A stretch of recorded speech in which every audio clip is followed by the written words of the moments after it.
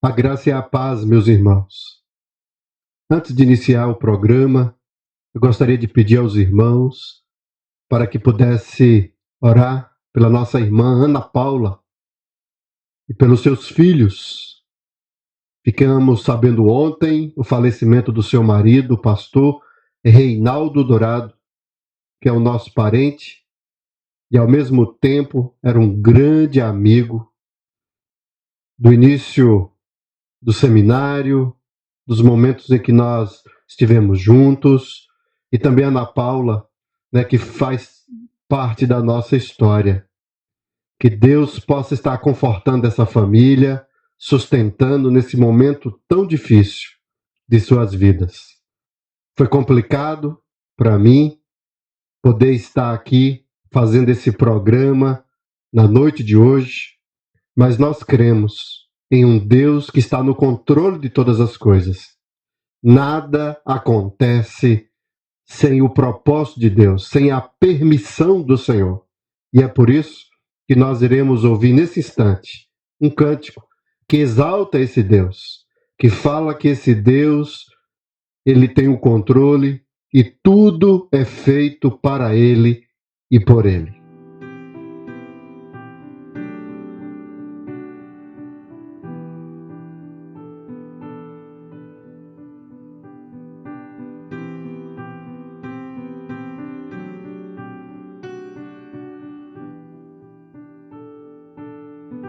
Porque dele, por ele, para ele são todas as coisas. Porque dele, por ele, para ele são todas as coisas. Porque dele, por ele, para ele são todas as coisas. Porque dele, por ele, para ele são todas as coisas. A ele a glória, a ele a glória, a ele a glória, pra sempre, amém.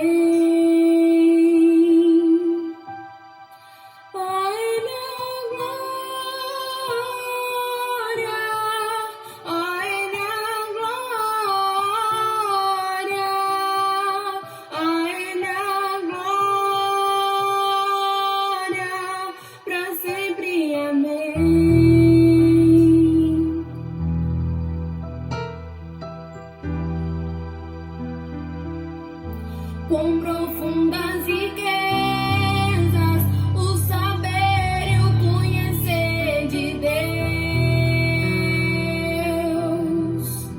Quão insondáveis seus juízos e os seus caminhos.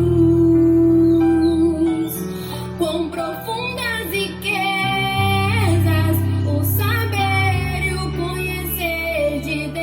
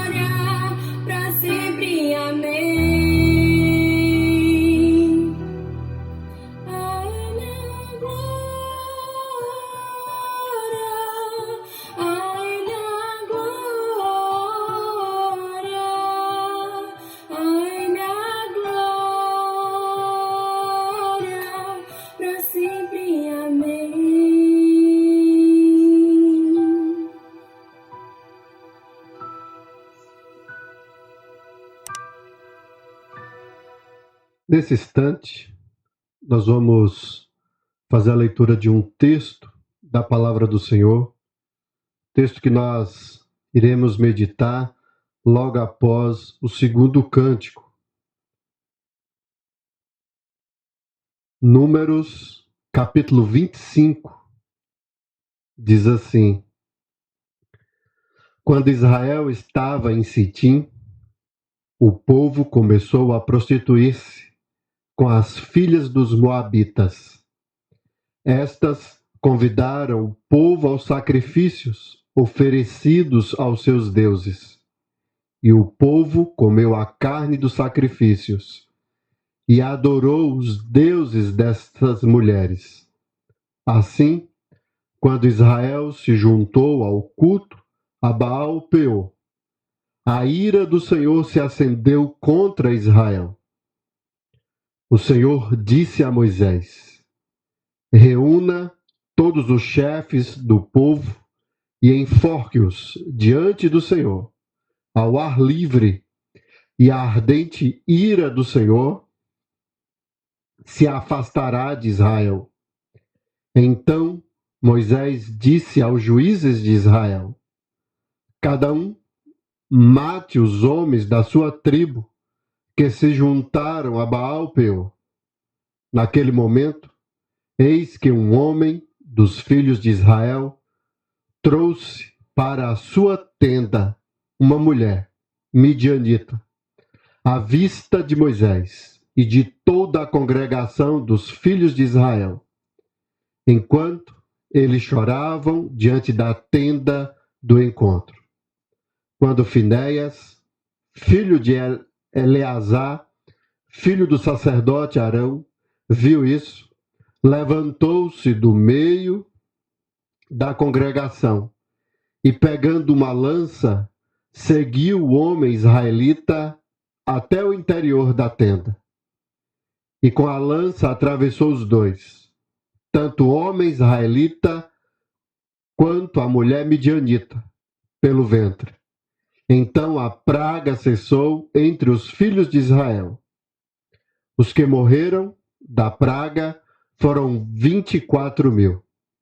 Então o Senhor disse a Moisés: Finéias, filho de Eleazar, filho do sacerdote Arão, desviou a minha ira de sobre os filhos de Israel, pois estava animado com o meu zelo no meio deles, assim que, no meu zelo, não consumi os filhos de Israel. Portanto, diga: eis que lhe dou a minha aliança de paz, e ele e a sua descendência terão a aliança do sacerdócio perpétuo, porque teve zelo pelo seu Deus e fez expiação pelos filhos de Israel. O nome do israelita que foi morto, isto é, que foi morto com a mulher midianita, era Zinri, filho de Salu, chefe da casa paterna dos simeonitas. O nome da mulher midianita que foi morta era Cosbe, filha de Zur, chefe do povo da casa paterna entre os midianitas. O Senhor disse a Moisés: atormentem e ataquem os midianitas, porque eles atormentaram vocês quando os enganaram no meio de Piol e no caso de Cosbe, filha do chefe dos midianitas, irmã deles, que foi morta no dia da praga, no caso de Peor. Nós vamos ouvir um cântico que na realidade é uma oração. Fala comigo. Eu queria que você meditasse nesse cântico e que você pudesse ministrar o seu coração para que Deus possa falar com você nesta noite.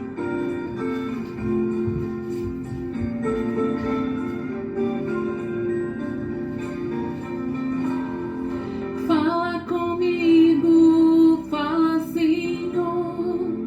Decidi te obedecer por amor.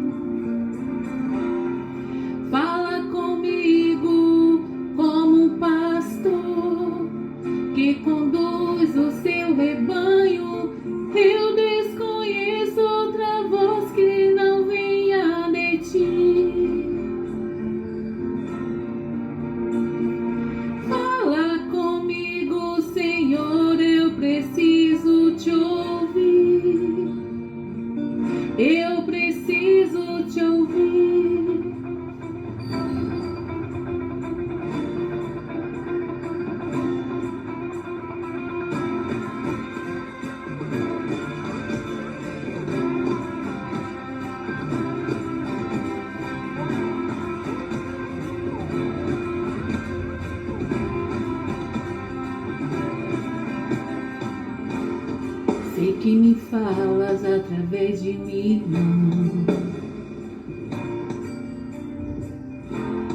Sei que me falas quando dobro os joelhos em oração. Sei que me falas pela tua palavra. Falas comigo até quando te calas.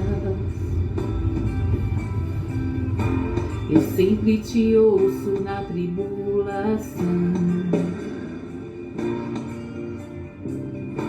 Tua voz me acalma e traz consolo ao meu coração. Quando não sei que direção tomar, eu paro tudo pra te escutar. Nada é mais importante, eu só quero te ouvir falar. Fala comigo, fala, Senhor. Decidi te obedecer por amor. Eu preciso aprender o caminho do teu coração.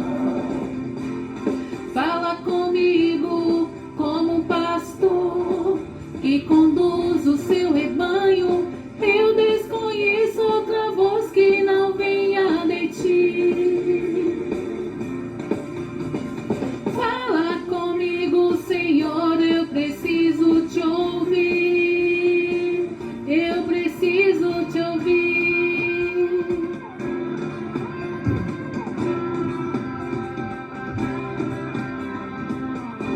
Eu sempre te ouço na tribulação. Tua voz me acalma e traz consolo ao meu coração. E quando não sei que direção tomar, eu paro tudo pra te escutar. Nada é mais importante, eu só quero te ouvir falar. Fala comigo, fala, Senhor. Decidi te obedecer por amor. Eu preciso aprender o caminho do teu coração. Fala comigo como um pastor que conduz o seu rebanho. Eu desconheço outra voz que não venha de ti. Fala comigo, Senhor, eu preciso te ouvir. Eu preciso te ouvir. Fala comigo, fala, Senhor. Decidi te obedecer por amor. Eu preciso aprender o caminho do teu coração. Fala comigo como um pastor que conduz o seu rebanho. Eu desconheço outra voz que não venha de ti. Fala comigo, Senhor, eu preciso te ouvir. Eu preciso te ouvir.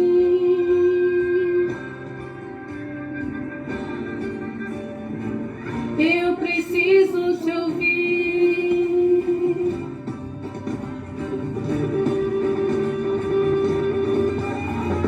Fala comigo, Senhor. Fala comigo, Senhor.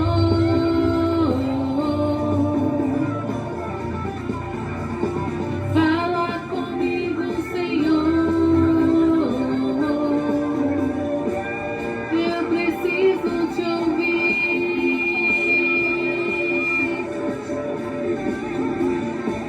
Eu preciso te ouvir. Antes de iniciarmos a nossa exposição, eu quero te convidar a baixar sua cabeça, fechar os seus olhos, para que nós possamos falar com o nosso Deus.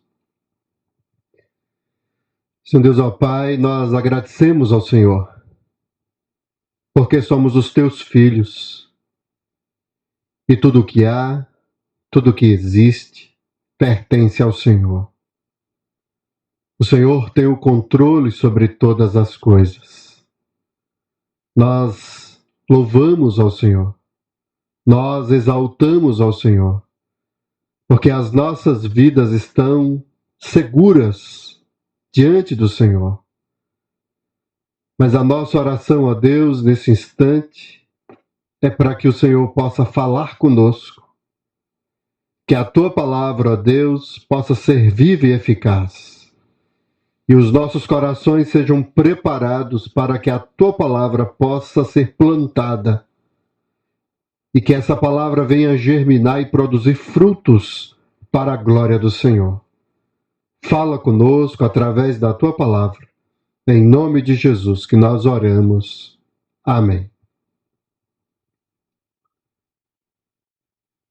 Do que ou quem devemos temer? O medo é algo que está presente nas nossas vidas a todo instante. Muitas pessoas temem outras pessoas.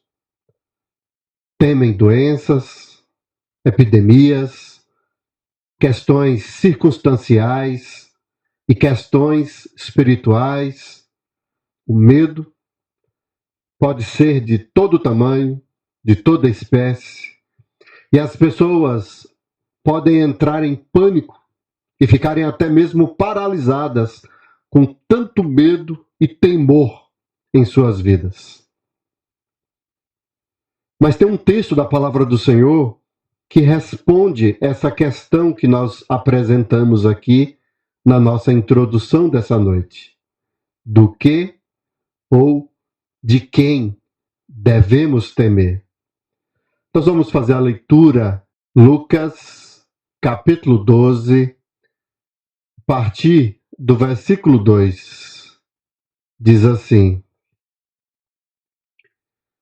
Não há nada encoberto que não venha a ser revelado, nem oculto que não venha a ser conhecido. Porque tudo que vocês disseram às escuras será ouvido em plena luz. E o que disseram ao pé do ouvido, no interior da casa, será proclamado dos telhados. Quem temer, vai a partir do versículo 4. Digo a vocês, meus amigos, não temam os que matam o corpo, e depois disso, nada mais podem fazer. Eu, porém, vou mostrar a quem vocês devem temer. Temam aquele que, depois de matar, tem poder para lançar no inferno. Sim, digo que a esse vocês devem temer. A esse vocês devem temer. A quem nós devemos temer? É interessante isso, porque a palavra do Senhor nos ensina a ter medo do Senhor. Porque Deus é amor, mas Deus também é justiça. E é interessante que esse Deus que ama, esse Deus que é misericordioso, esse Deus que é bondoso, é um Deus também que fica irado. É um Deus que pune, é um Deus que castiga, é um Deus que exerce a sua justiça. Mas por que nós estamos falando sobre essa questão do medo? A narração do livro de Números, ela nos revela que o povo de Israel, ele precisava estar preparado para enfrentar a guerra. Uma guerra que eles tinham pela frente. Estavam se aproximando de Canaã, indo em direção a ela, e agora, no ponto final, no limite da entrada de Canaã, o livro de Números começa a fazer um relato e trazer informações para ensinar esse povo o que eles tinham que fazer para vencer a guerra. E a quem eles deveriam temer. É uma linguagem estratégica, é uma linguagem de guerra, em que eles estariam prestes a enfrentar um inimigo, mas o texto de Números mostra que eles não deveriam temer e nem ficar preocupados com as pessoas, com as situações, com as circunstâncias, com o tamanho das muralhas, com o tamanho ou a estatura das pessoas. A única coisa que eles precisavam temer era o Senhor. O texto que nós lemos no capítulo 25 de Números, a sua história começa no capítulo 22. É necessário nós entendermos e voltarmos um pouco para podermos contextualizar, entender essa história aqui do capítulo 25. A história começa com Balaão e Balaque, o rei de Moabe. O texto vai nos dizer, em Números capítulo 22, versículo 1, os filhos de Israel partiram e acamparam nas campinas de Moabe, do outro lado do Jordão, na altura de Jericó. Porque Jericó foi a primeira cidade que foi atacada quando eles entraram na Terra Prometida. Então o livro de Números está preparando esse pessoal para a guerra. E quando o capítulo 22 fala que eles partiram, foi a última partida deles no deserto em direção à Terra Prometida. E acamparam nas campinas de Moabe, que é a referência lá do capítulo 25. Lá eles também estão nessas campinas de Moabe, em um lugar específico, mas dentro desse território de Moabe. Balaão, ele foi contratado por Balaque para lançar um feitiço sobre o povo de Israel. Nós temos aqui, dentro desse texto, a preocupação do povo daquela terra com a nação de Israel. Eles já tinham ouvido as histórias e sabiam que esse povo tinha saído do Egito e andado pelo deserto e que um Deus poderoso estava com eles. Então Balaque, filho de Zippor, viu que tudo que Israel havia feito aos amorreus e os moabitas, ele era rei dos moabitas. Moabe é descendente de Ló. A filha primogênita de Ló teve uma relação com ele e nasceu, e daí saiu os moabitas. E os moabitas tiveram grande medo desse povo, porque era muito numeroso. E andavam angustiados por causa dos filhos de Israel.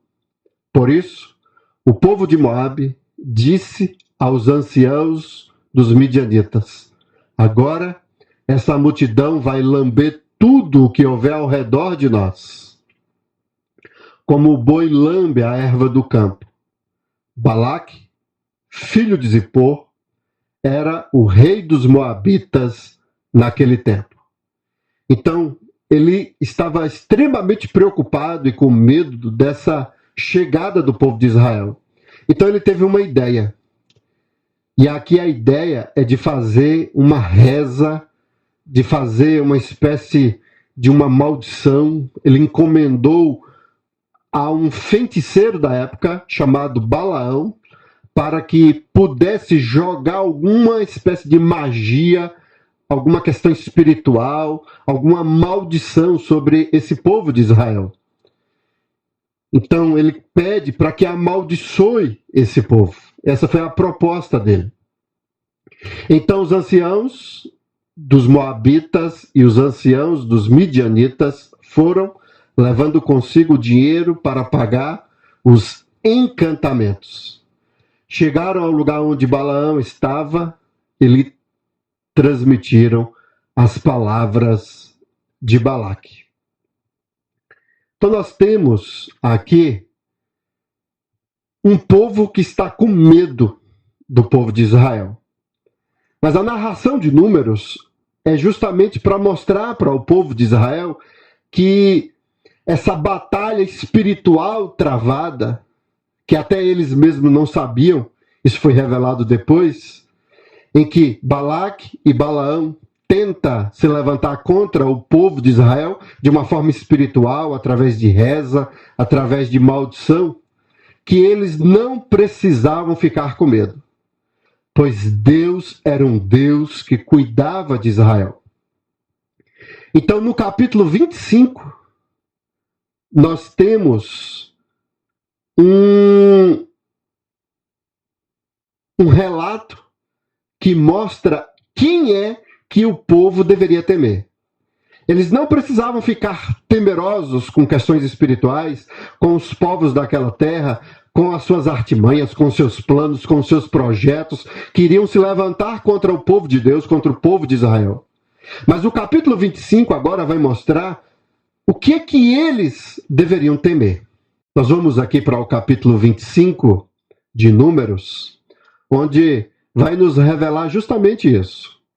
O texto mostra quando Israel estava em Sitim, e Sitim é essa região de Moabe, das planícies de Moabe, então estava ali, próximo à Terra Prometida, na divisa da Terra Prometida.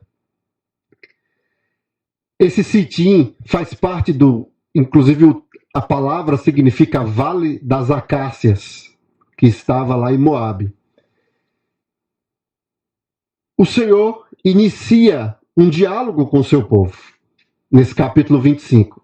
Por 3 vezes isso é mostrado dentro do texto. O versículo 4 diz assim: o Senhor disse a Moisés. O versículo de número 10 diz assim: então o Senhor disse a Moisés. E o versículo de número 16, o Senhor disse a Moisés. Então, a todo instante, o texto vai trazendo essa referência, mostrando um Deus que fala com o seu povo, que se manifesta ao seu povo. E isso é dentro desse contexto de Balaque e Balaão, do que aconteceu com relação ao povo de Israel. Balaão foi para amaldiçoar o povo, mas em vez de amaldiçoar, o Senhor fez até que uma jumenta falasse, para que, em vez de amaldiçoar, ele pudesse abençoar o povo de Deus. E isso não só uma vez, mas 3 vezes ele fez isso. É tanto que Balaque depois fica revoltado com Balaão, porque diz: olha, eu contratei você, foi para amaldiçoar, e você só abençoa a esse povo. E Balaão reconhece: mas como é que eu posso ir contra o Senhor? Como é que eu posso ir contra o Deus Todo-Poderoso? Então, dentro desse contexto é que nós temos esse capítulo 25 aqui, que em Sitim, o Senhor a todo instante fala com esse povo, e isso tem um propósito. E essa fala está associada à mensagem central e o nosso tema, que nós iremos meditar na noite de hoje, que é com respeito à ira do Senhor. O versículo 3, assim, quando Israel se juntou ao culto de Baal-Peor, a ira do Senhor se acendeu contra Israel. A ira do Senhor. O Senhor disse a Moisés: reúna todos os chefes do povo e enforque-os diante do Senhor, ao ar livre, e a ardente ira do Senhor se afastará de Israel. E o versículo 11 diz assim: Finéias, filho de Eleazar, filho do sacerdote Arão, desviou a minha ira de sobre os filhos de Israel, pois estava animado com o meu zelo no meio deles, assim que no meu zelo não consumi os filhos de Israel. Então nós temos aqui um Deus que fala com seu povo, e é uma palavra dura, e a palavra é sobre ira, a ira do Senhor. Deus está irado, Deus está com raiva, Deus está indignado com seu povo. E é sobre isso que o capítulo 25 vai falar, sobre essa ira do Senhor. E esse é o nosso tema dessa noite. A ira do Senhor em Sintim. A ira do Senhor em Sintim. E 3 coisas são observadas aqui dentro do texto com relação à ira. A ira do Senhor em Sintim tem origem, tem exigência e tem consequência. Então é sobre essas 3 coisas que nós iremos falar nessa noite. A ira do Senhor em Sintim. Primeira coisa, sua origem.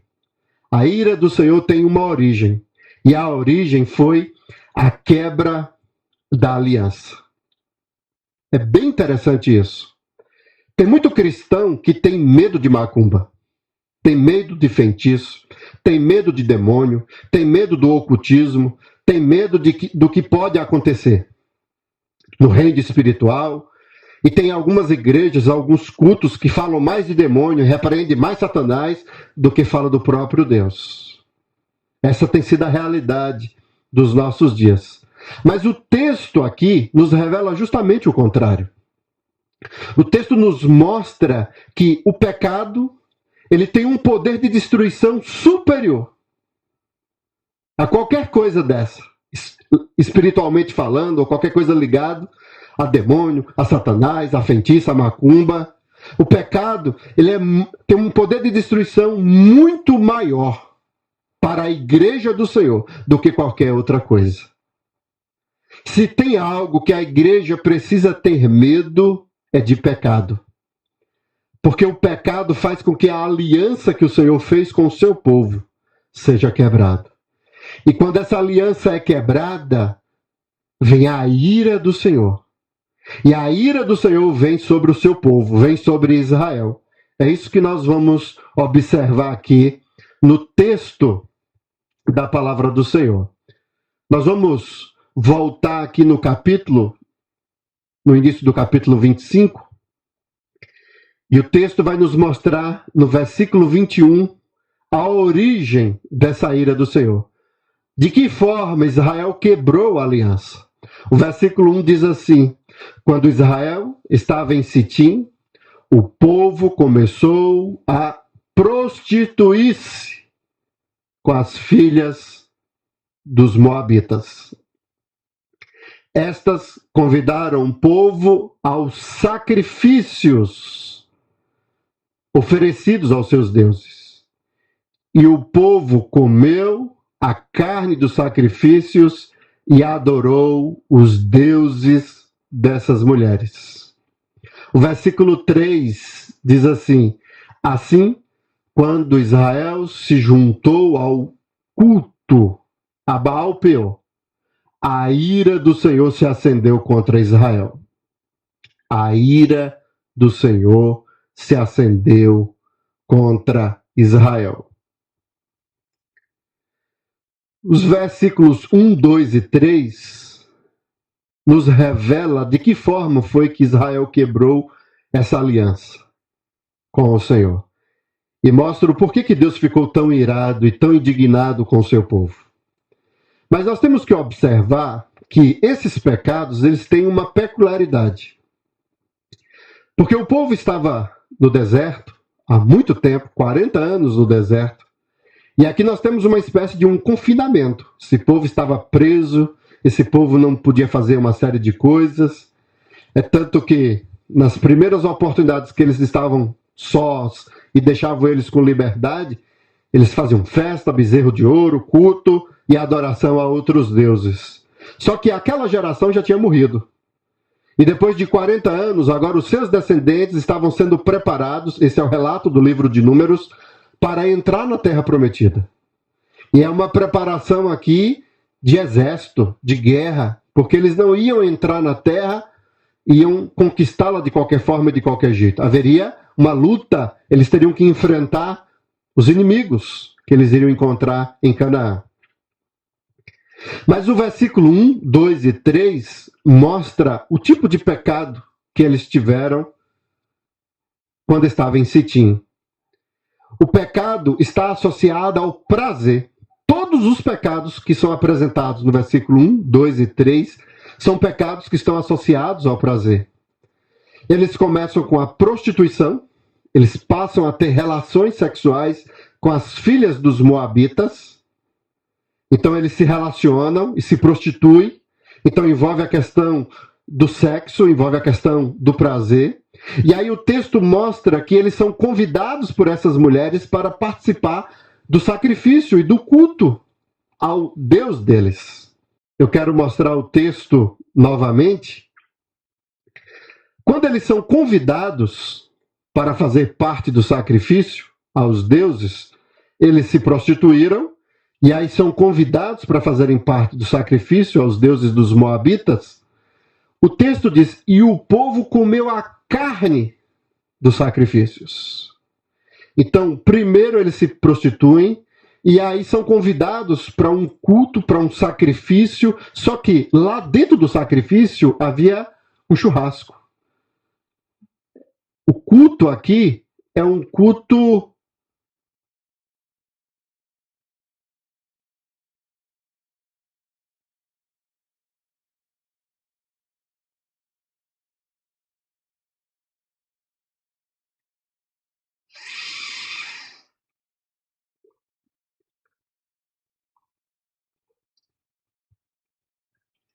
aqui no capítulo 25 de Números. É interessante nós observarmos aqui dentro do texto para poder entender essa particularidade. Eles primeiramente se prostituem, tem essa questão do prazer, da relação sexual, então eles são atraídos por isso, e aí se envolvem com essas mulheres. E essas mulheres convidam eles para o sacrifício aos seus deuses. Só que é bem interessante o texto, porque aqui no versículo 2 diz que e o povo comeu a carne dos sacrifícios. Então nós temos o prazer do sexo e agora da comida. O culto era uma grande refeição, uma grande festa, e havia toda alegria, danças, mas esse povo, eles são atraídos pela comida, pela carne, pelo churrasco. Então, estavam tendo relações com essas mulheres e agora com a comida eles são conquistados. E só depois é que eles adoram os deuses dessas mulheres.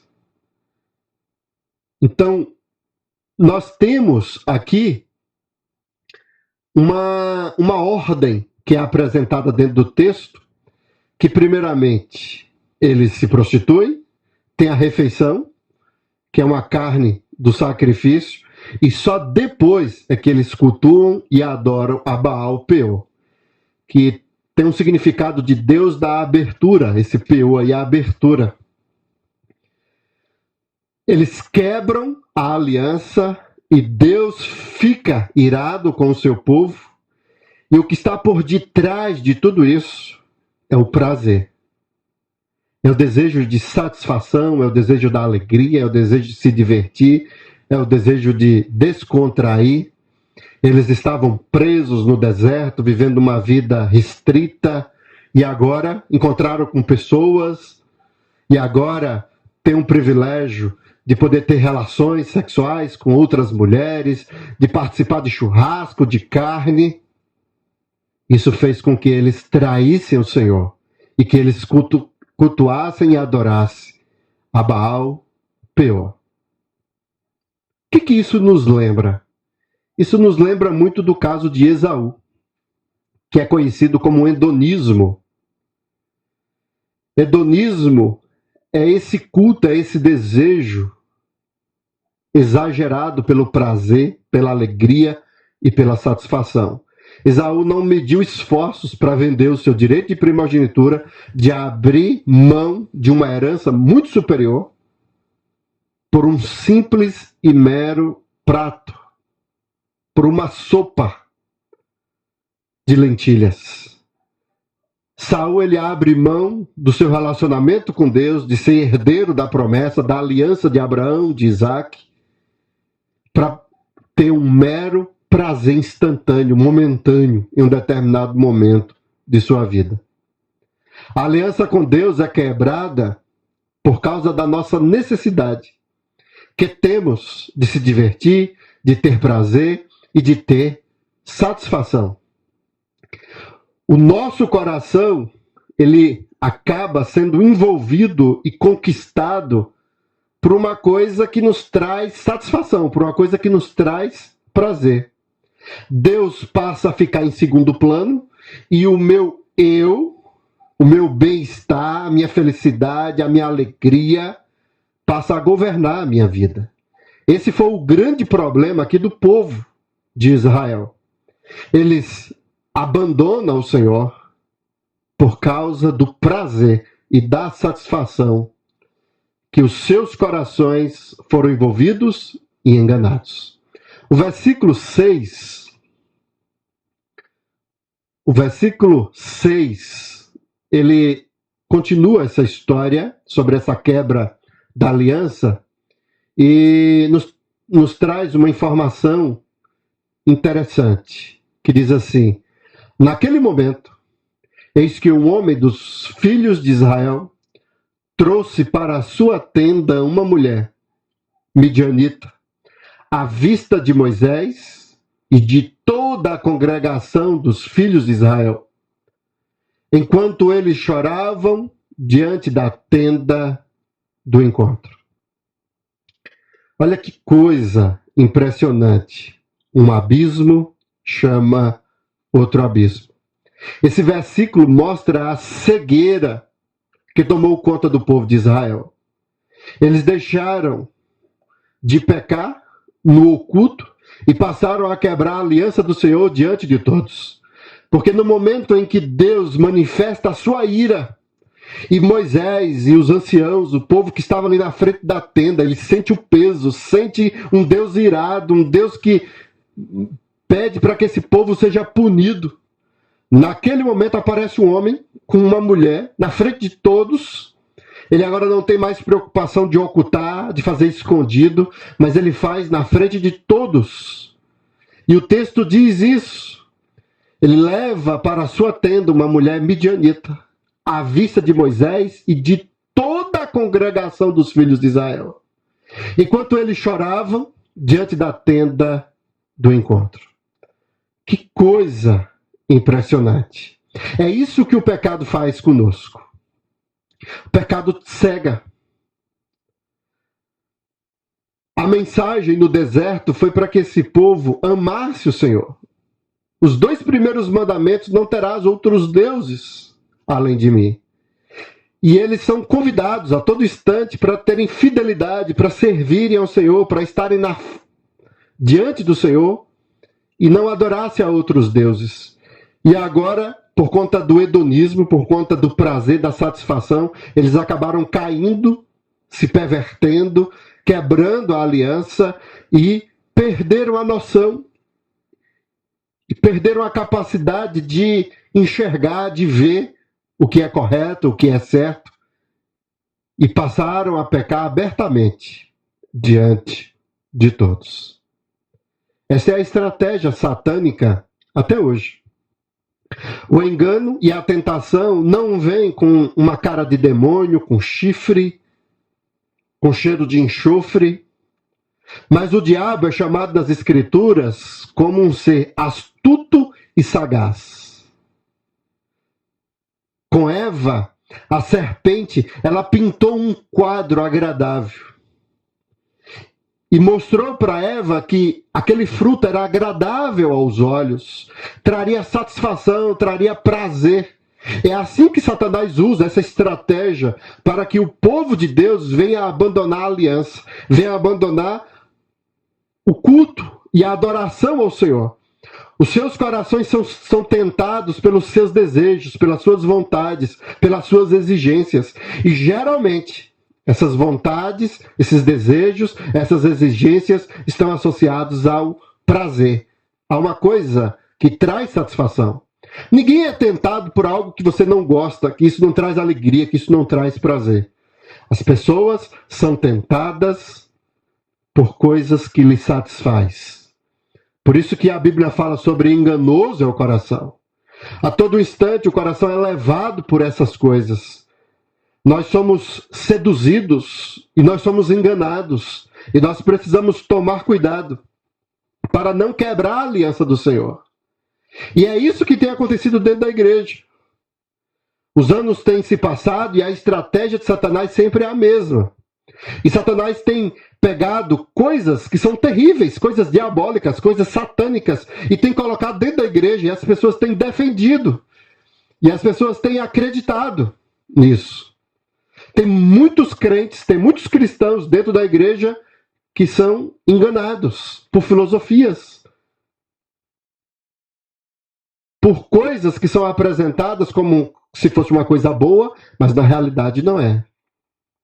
Nós temos um exemplo, por exemplo, do marxismo. O marxismo traz a ideia de cuidar dos menos favorecidos, de dividir, de olhar para o pobre, do menos favorecido.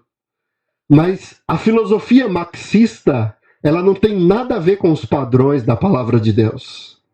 O feminismo, a bandeira é direitos iguais. Vamos olhar para as mulheres, vamos dar liberdade para as mulheres não vão ser mais escravas. E aí se levanta uma bandeira, uma grande mentira. E muitas pessoas dentro da nossa igreja crê e defende isso. São mentiras que acabam acreditando e vivendo. Nós temos liberalismo teológico dentro da igreja, que são pessoas que buscam suavizar o pecado e as condenações que a Escritura traz. Olham para Deus como um Deus que ama, um Deus que cuida, um Deus que zela, um Deus que é misericordioso, um Deus que é bondoso, e acaba se esquecendo que esse mesmo Deus que ama é um Deus também que fica irado. Então é criado uma filosofia, uma teologia dentro da igreja que acaba distorcendo a palavra de Deus. São várias cosmovisões pagãs que têm entrado dentro da igreja, cosmovisões evolucionistas, com princípios que são contrários à palavra de Deus nas diversas áreas, na educação, através de pedagogias, na filosofia. E aí as pessoas estão sendo enganadas. E muitas delas por conta de uma estratégia satânica em que pega algo que parece ser bom, parece algo maravilhoso, ajudar o próximo, cuidar do próximo, ajudar quem está sendo menos favorecido, de fazer algo em benefício a alguém, só que se esquece que por detrás daquilo existe um engano, existe uma mentira. E geralmente isso é feito através de algo que traz satisfação e que traz prazer. A palavra do Senhor nos ensina: com Deus não se brinca. Hebreus capítulo 10, versículo 31, na versão nova de Almeida, diz: horrível coisa é cair nas mãos do Deus vivo. Horrível coisa é cair nas mãos do Deus vivo. Temos que tomar muito cuidado para não ter uma vida de pecado. Uma vida que desagrada a Deus. Uma vida que faz com que Deus fique irado com o seu povo, fique irado conosco. Porque o Senhor fez uma aliança conosco. E o pecado, muitas vezes, por conta de um prazer, de uma satisfação, de uma alegria, faz com que a aliança do Senhor seja quebrada. E o Senhor vira as costas para nós. E o Senhor fica irado com o seu povo. Então esse é o primeiro ponto, a origem. A ira do Senhor em Sitim. Nós temos aqui sua origem. A origem dessa ira, a quebra da aliança. A segunda coisa que o texto nos ensina é que a ira do Senhor em Sitim tem uma exigência. Sua exigência. A exigência dessa ira é o pagamento da dívida com sangue. Nós temos o texto da palavra do Senhor em Números, capítulo 25, nós temos o texto da palavra do Senhor que vai nos mostrar isso. O versículo 4 diz assim: o Senhor disse a Moisés: reúna todos os chefes do povo e enfoque-os diante do Senhor, ao ar livre, e a ardente ira do Senhor se afastará de Israel. Deus determina pena de morte aos líderes do povo de Israel. Aos líderes, essa foi a ordem do Senhor, chefes do povo. O Senhor que disse: reúna todos os chefes do povo e enfoque-os diante do Senhor, ao ar livre, para que a ira do Senhor, porque a exigência dessa ira é o pagamento da dívida com sangue. É assim que o Senhor resolve o problema da sua ira.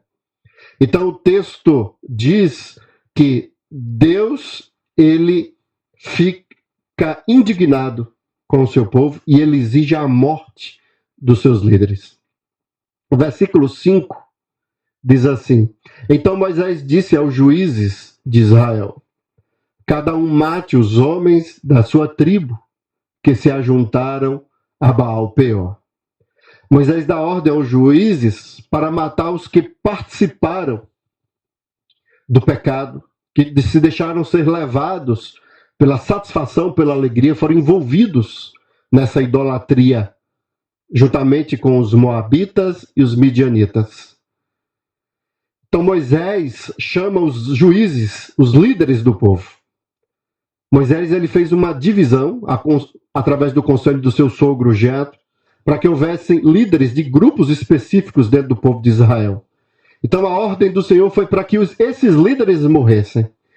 E aí Moisés ele entende que somente aqueles que participaram, que estavam envolvidos de alguma forma com essa idolatria, é que deveria morrer. Então no versículo 5 ele pede para que os juízes possam fazer em cada tribo, tomasse a providência e exercesse a ordem e obedecesse a ordem do Senhor. Mas no versículo 7, nós temos o relato de Finéias.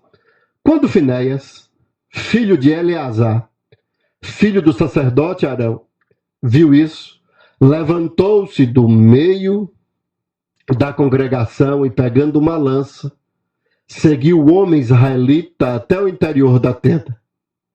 E com a lança atravessou os dois, tanto o homem israelita quanto a mulher midianita, pelo ventre.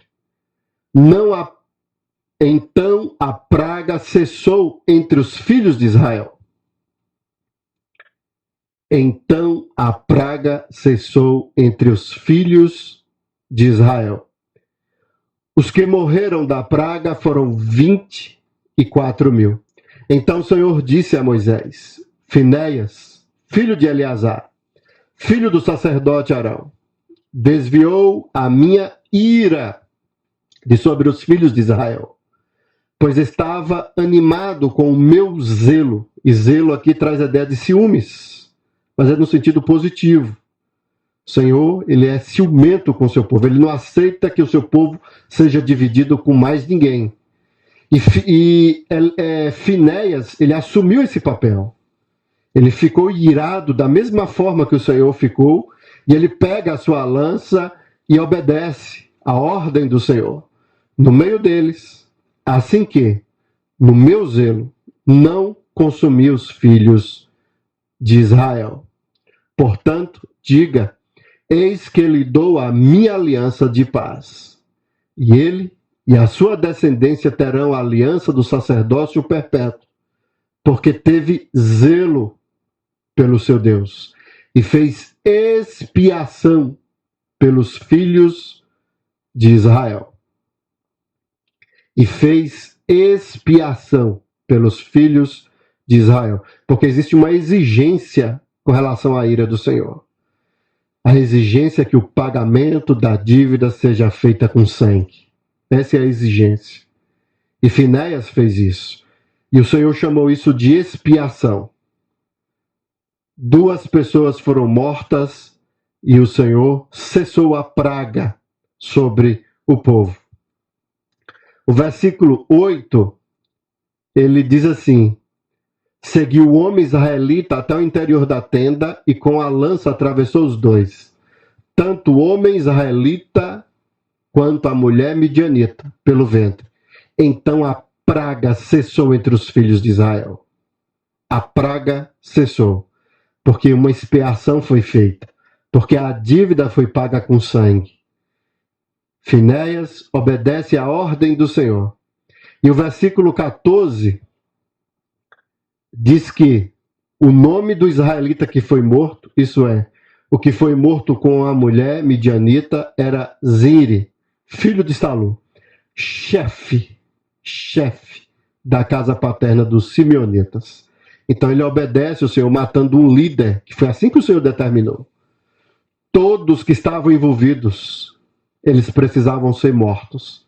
Então Finéias obedece ao Senhor e ele acaba matando esse homem, e o Senhor se agrada disso, porque o pagamento da dívida tem que ser com sangue. O Senhor, ele trouxe uma praga sobre o povo, dentro desse contexto. Os que morreram da praga foram 24.000. Porque a ira do Senhor exige pagamento de sangue. Pessoas começam a morrer, pessoas começam a perder o direito de vida, porque a ira do Senhor exige que o sangue seja derramado. Foi assim que aconteceu aqui no texto. Então nós temos a ira do Senhor. E aqui vem uma informação que nos chama muita atenção, que é a responsabilidade que o Senhor traz sobre a liderança. Os líderes pecam tanto com a prática, que foi a questão desse homem que acabou diante de todos, levando uma mulher e prostituindo na frente de todos, mas os líderes também pecam por omissão. A ira do Senhor vem sobre os que estão à frente do rebanho. Isso mexeu muito comigo essa semana. Estudando esse texto me trouxe uma responsabilidade, ele fez com que eu refletisse muito sobre isso. Como isso daqui é precioso, como isso daqui é importante. Porque muitas vezes a gente acha que as pessoas pecam, a igreja, comete pecado, mas o texto mostra um Deus que traz a responsabilidade sobre os líderes. Em momento algum, o Senhor está preocupado em tirar a vida do membro, das pessoas lá de Israel. Mas a ordem foi sobre os líderes. Há uma responsabilidade, há um peso muito grande sobre os líderes, para que eles assumam esse papel. E muitos deles perderam a vida. Os anos têm passado, e tem algo que tem me deixado muito triste na nossa igreja, que são os vários casos de pessoas que acabam tendo sexo antes do casamento. E isso não é uma coisa de agora, mas é algo que tem acontecido de geração em geração. Pessoas que têm pecado e têm tido relações antes do casamento, pessoas que acabam casando porque engravidam, porque têm filhos, pessoas que são disciplinadas e logo depois, devido à misericórdia e à graça do Senhor, se tornam líderes da igreja. Olha que texto que nos chama a atenção. A ira do Senhor. Nós precisamos começar a refletir sobre isso. Nós temos que parar e observar que o nosso Deus não é um Deus de amor gracioso, mas é um Deus que fica irado. E Deus não tolera pecado. Deus não aceita que o seu povo venha a pecar contra ele, a quebrar aliança com ele. E o que é muito forte dentro do texto aqui é que o Senhor diz, olha, para que a minha ira possa passar, Moisés, você vai pegar os líderes do povo e vai enforcar ao ar livre. E a ideia aqui era pendurar esses líderes para que eles nem tivessem velório e nem sepultamento, mas que eles pudessem apodrecer pendurados ao ar livre, sem que os seus corpos fossem recolhidos. É a ideia de que eles eram amaldiçoados. A ira do Senhor ia recair sobre eles. Essa é a ideia. E como pastor, eu senti o peso e a responsabilidade diante do Senhor com essa mensagem. De alguma forma, sou responsável pelo rebanho que o Senhor colocou em minhas mãos. E quando nós ouvimos histórias, informações sobre pessoas que têm pecado e que têm transgredido a lei do Senhor, isso tem nos entristecido muito. Isso tem mexido muito conosco. E isso não é uma coisa só minha. Com a morte do pastor Reinaldo, nós entramos em grupos e começamos a conversar com alguns colegas. E nos chamou a atenção que muitos colegas têm mostrado esse peso e mostrado essa responsabilidade.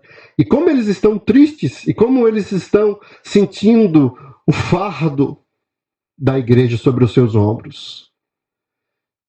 Não são poucos os pastores que estão doentes. Não são poucos os pastores que estão cansados e que não estão aguentando esse ministério árduo que o Senhor colocou sobre as nossas mãos. A responsabilidade é muito grande. Os líderes que estão sobre o rebanho do Senhor, eles levam esse fardo. Quando o povo peca, quando o povo transgride a lei, a responsabilidade é dos líderes. O que nos consola e que nos faz com que a gente não entre em desespero é que hoje os líderes não serão mortos da mesma forma que aconteceu lá no capítulo 25. Graças a Deus que o Senhor não vai pedir que os nossos corpos sejam pendurados em praça pública para que possamos enfrentar uma expiação, para que o nosso sangue seja derramado em prol dos pecados dos irmãos da igreja. Mas essa exigência da dívida foi cumprida. A ira do Senhor se afastou de nós, não porque eu e você merecemos, mas por causa de Cristo. Cristo Jesus pagou na cruz com o seu sangue, a dívida de sangue. Aquilo que eu e você merecia, o Senhor pagou por nós. E a justiça de Deus foi saciada em Cristo Jesus na cruz. Porque a ira do Senhor, ela tem uma exigência, e a exigência é pagamento da dívida com sangue. E Cristo precisou morrer na cruz para que a ira do Senhor pudesse se afastar de nós. Graças a Deus, o que nos sustenta e o que nos fortalece, a pedra angular, a sustentação da igreja é Cristo. Porque se não fosse Cristo, nós, pastores e os líderes das igrejas, não conseguiriam suportar tamanho peso e sacrifício. A tristeza vem, a angústia vem, mas em Cristo Jesus nós somos mais do que vencedores. Mas o texto da palavra do Senhor ainda continua e nos traz o terceiro ensinamento. Primeiro, a origem da ira. Segundo, a exigência para que essa ira pudesse se afastar, saciar. E a terceira e última coisa que o texto nos ensina, consequência. A ira do Senhor tem consequência. E a consequência é a punição dos ímpios. Nós vamos voltar para o texto da palavra do Senhor. Nós temos em Números, capítulo 25, a partir do versículo 14, nós temos aqui o nome do israelita que foi morto, isso é, do que foi morto com a mulher midianita. Muito importante nós frisarmos isso daqui. Ele foi morto por causa do relacionamento, da sua idolatria, por conta dos midianitas.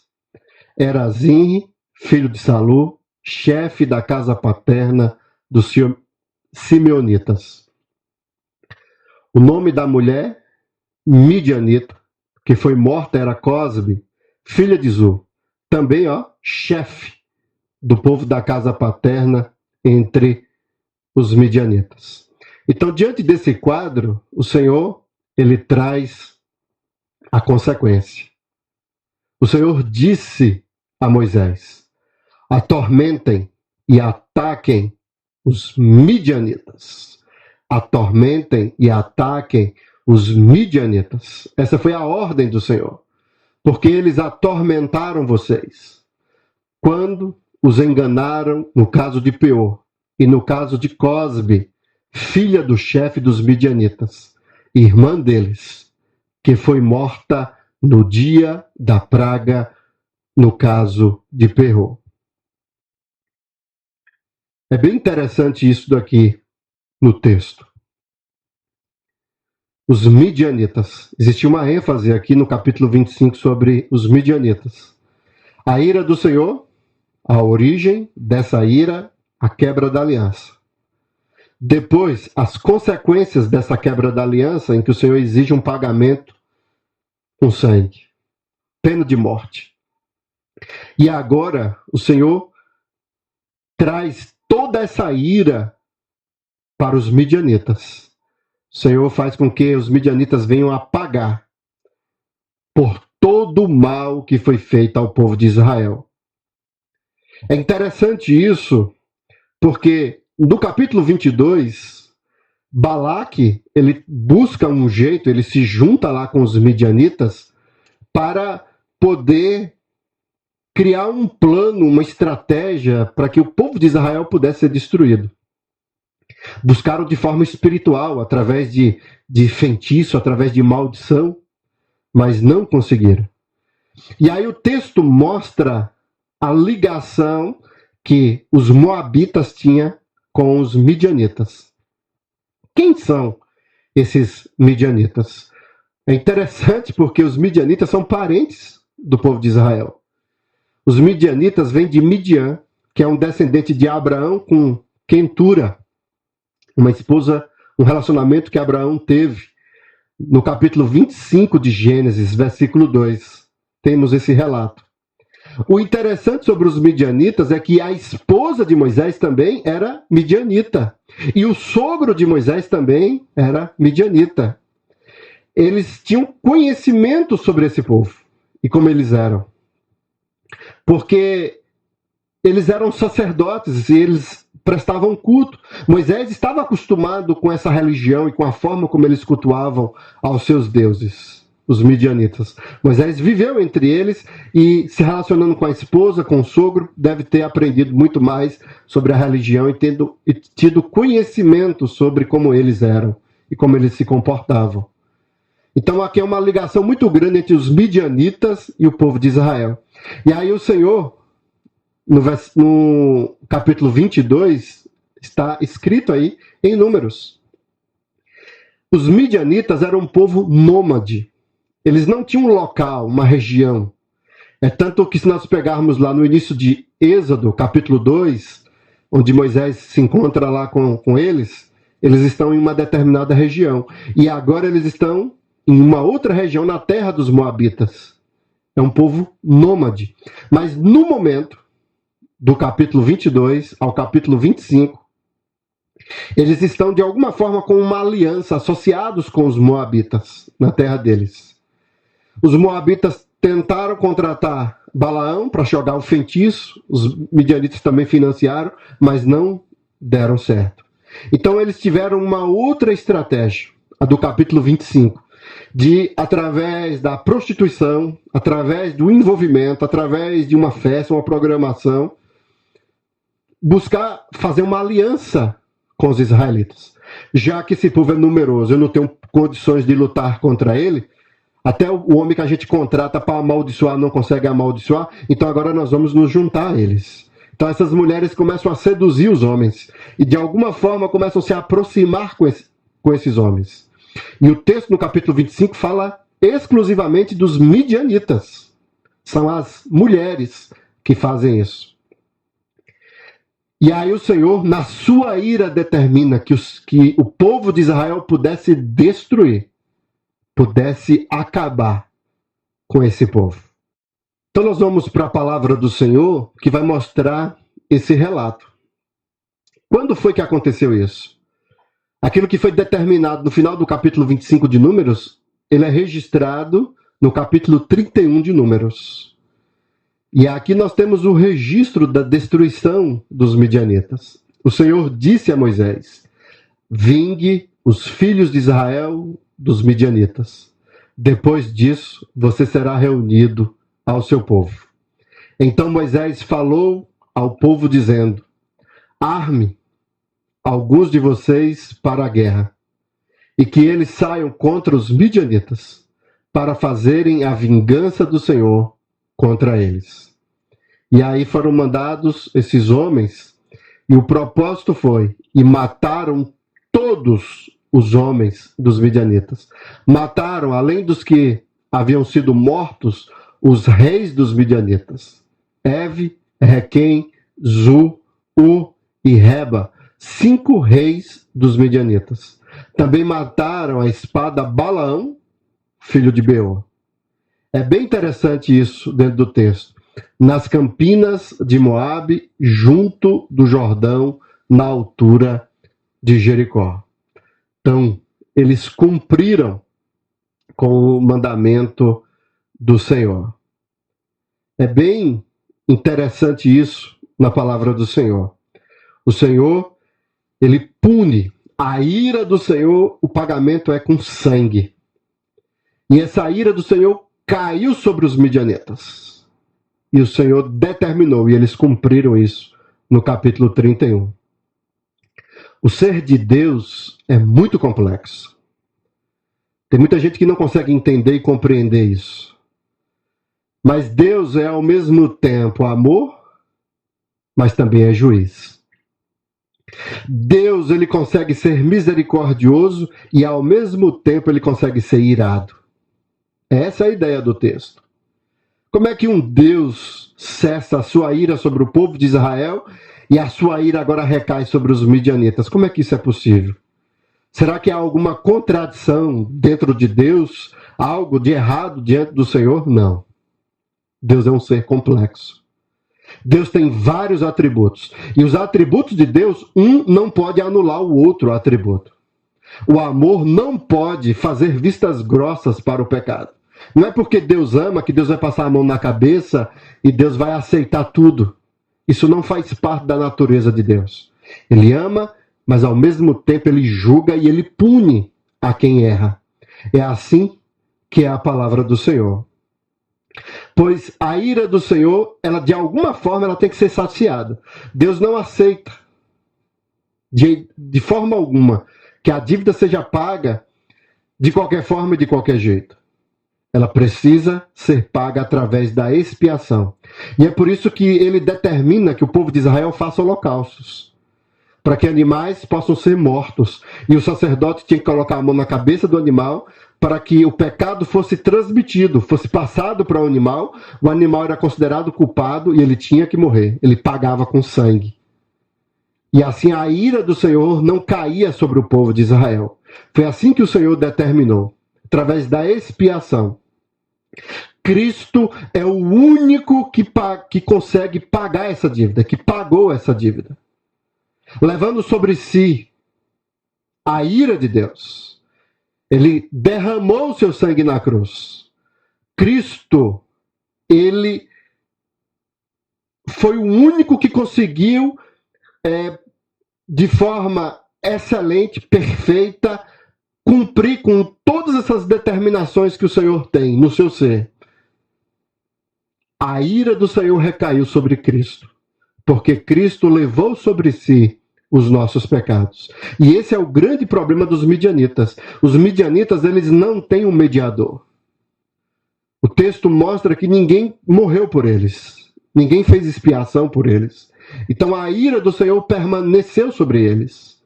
E o Senhor não parou enquanto essa ira não foi saciada. Os midianitas aqui representam os ímpios. São todos aqueles que não têm um fiador, não têm um mediador diante da ira de Deus. E por conta disso, todos os ímpios, todos que não têm a Cristo, todos que não servem ao Senhor,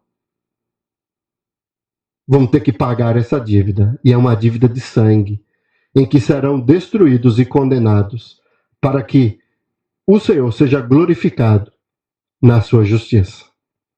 Eu quero convidá-los a ouvir um cântico que fala profundamente ao meu coração. E logo após esse cântico, nós vamos concluir, fazer o fechamento desta mensagem.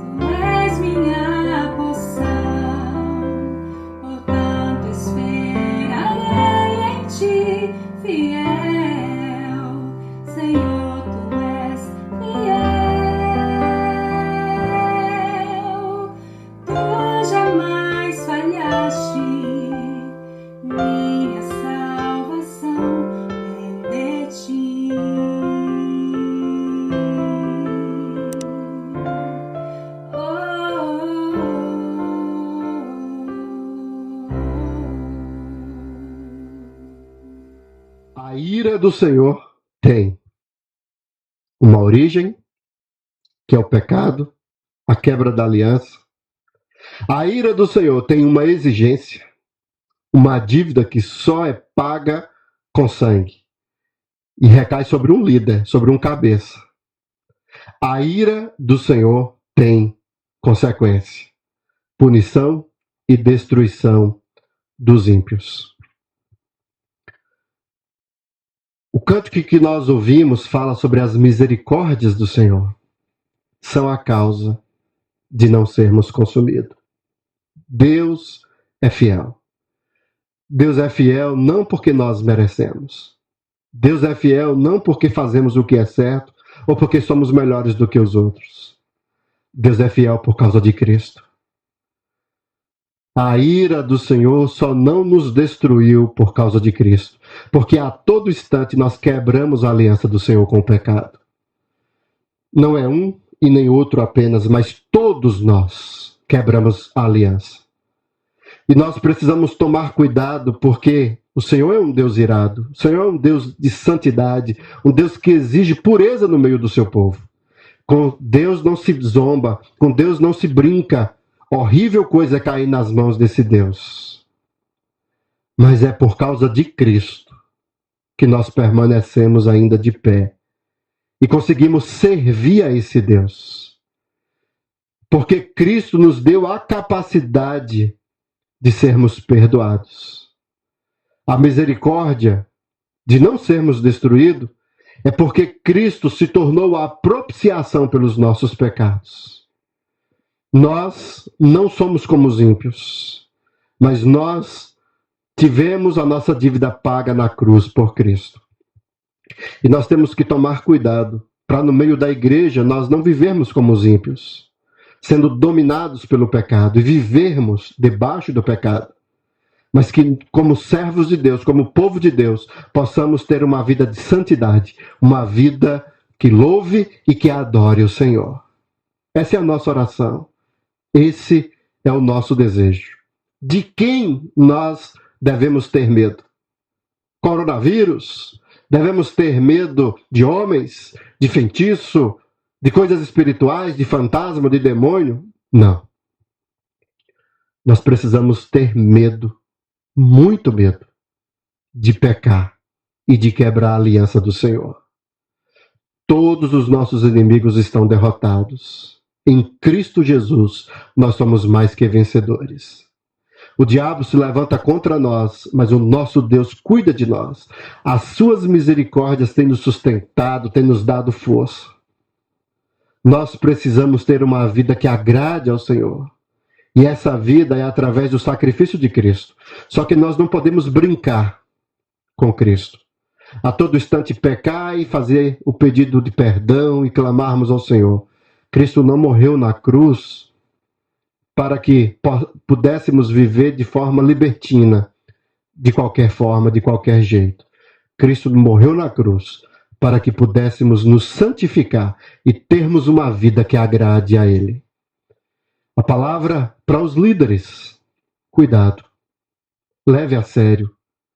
Não assuma cargos na igreja, não assuma liderança para depois envergonhar o nome do Senhor. Porque a ira do Senhor pode recair sobre você. Talvez isso não venha a acontecer por causa de Cristo. Ore, clame a Deus e peça misericórdia ao Senhor, porque o nosso Deus é um Deus misericordioso. E em Cristo Jesus, a misericórdia do Senhor tem nos sustentado e tem nos fortalecido para a glória dele. Eu quero orar, colocar as nossas vidas diante do Senhor. Porque essa mensagem aqui não é para você. Essa mensagem aqui primeiramente é para mim.